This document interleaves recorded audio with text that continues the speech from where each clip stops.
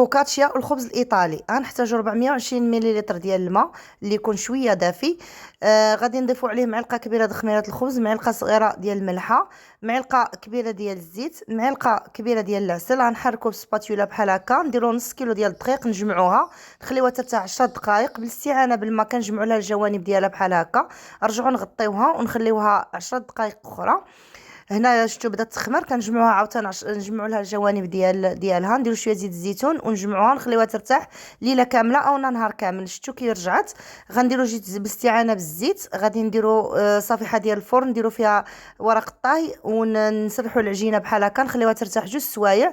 من بعد جوج سوايع كنرشوها هنا بشويه زيت الزيتون. هنا كانت عندي زيت منسمه كما شفتوا، هذاك قزبر حبوب كنتكوها بالصباع ديالها هكا. كنزينوها بالزعتر ازير.